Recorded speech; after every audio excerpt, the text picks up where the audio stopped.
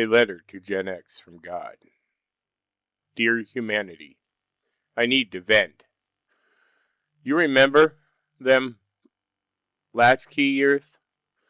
Coming home to an empty house, a box of Kraft macaroni, and a television set that required you to adjust the rabbit ears just to get a sticky picture of the evening news? We learned early on to look at the world with a healthy dose of skepticism. We didn't buy those glossy commercials, and we sure didn't trust those slick talking heads. We prided ourselves on being able to spot a phony from a mile away. But somewhere along the way, the world changed. And from where I sit, high above the atmosphere, watching the spinning blue marble, I spoke into existence. I see a generation that survived the grunge era, falling for a whole new kind of noise. You see, I gave you a guidebook, the Holy Bible. It wasn't a corporate manual, it wasn't a political platform, it was a love letter, written in ink and sealed in sacrifice. It was an operating manual built on mercy, justice, and absolute truth. But man, in his infinite desire to serve his own appetite, decided my words needed to be rewritten to fit the digital age. Today, people are actively gutting the scriptures, ripping out pages that challenge them, and twisting the rest to fit a completely immortal ideologies. They bootleg the truth.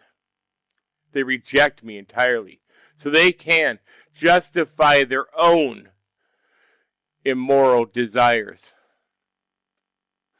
They distort my words to excuse their sexual immoralities, treating sacred boundaries like outdated suggestions.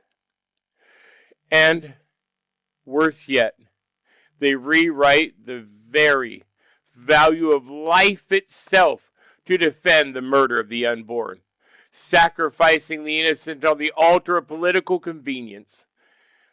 They take my name and slap it on a manufactured culture war, using it as a weapon.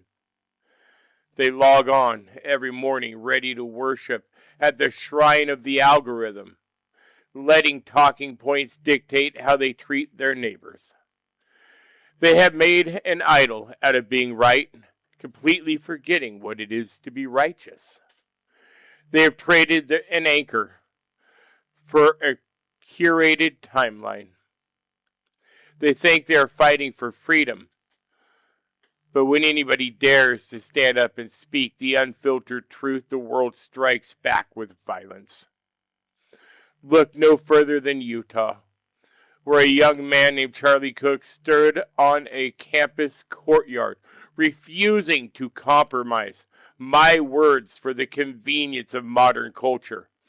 They couldn't defeat his message, so they used an assassin's bullet to silence his voice. They took a husband from a wife, a father from his children, and they made him a martyr for the very truth they tried so desperately to erase. But there's a twist in this broadcast, because despite the noise, despite the corruption, despite the endless feed of manufactured outrage, the static cannot go drown out the truth. The sellouts always fade away. The trends will burn out. The servers will eventually go dark. The ideologies that feel like concrete today will become nothing more than a historical footnotes on tomorrow. But my word doesn't need an update. It doesn't need a marketing team. It remains exactly what it has always been. The only truth when the static clears. Signed, your always loving God.